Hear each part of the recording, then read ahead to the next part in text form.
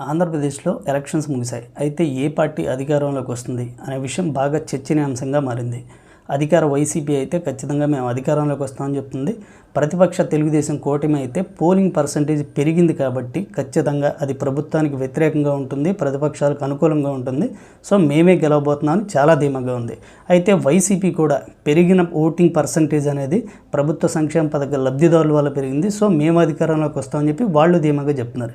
ఏది ఏమైనా ఇక్కడ పోలింగ్ పర్సంటేజ్ పెరగడం అనేది కీ పాయింట్గా చూడొచ్చు. దీనిపైన సెఫాలజిస్టులు కూడా చాలా అంచనాలు అనేది వేస్తున్నారు. పోలింగ్ శాతం పెరగడం అనేది ఖచ్చితంగా ప్రతిపక్షాలకు అనుకూలమని సెఫాలజిస్టులు చెప్తున్నారు.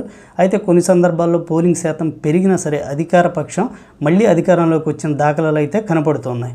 సో ఓవరాల్గా పోలింగ్ శాతం పెరుగుదల అనే టాపిక్ ఎక్కువ చర్చగా ఉంది. కాబట్టి ఈ 175 నియోజకవర్గాల్లో ఎన్ని నియోజకవర్గాల్లో పోలింగ్ శాతం పెరిగింది, ఎన్ని నియోజకవర్గాల్లో పోలింగ్ శాతం తగ్గింది అనే అంశాన్ని ఒకసారి మనం చూద్దాం.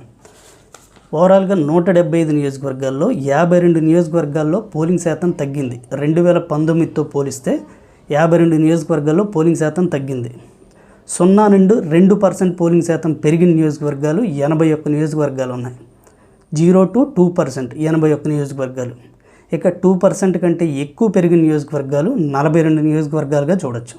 సో ఓవరాల్గా 175లో 52 నియోజకవర్గాల్లో పోలింగ్ శాతం 2019తో పోలిస్తే తగ్గింది. 81 నియోజకవర్గాల్లో 0 to 2% పోలింగ్ శాతం పెరిగింది. 2% కంటే అబోవ్ 42 నియోజకవర్గాల్లో బాగా పెరిగినట్టు కనపడుతుంది.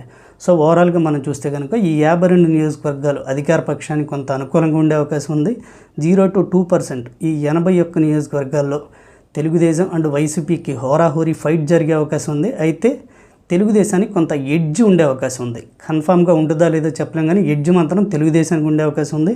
2% అబోవ్ పెరిగింది. ఈ 42 నియోజకవర్గాల్లో క్లియర్గా తెలుగుదేశానికి అనుకూలంగా ఉండే అవకాశాలు అయితే కనబడుతున్నాయి. సో ఇది రాష్ట్రంలో ప్రస్తుతానికి 175 నియోజకవర్గాల పరిస్థితి.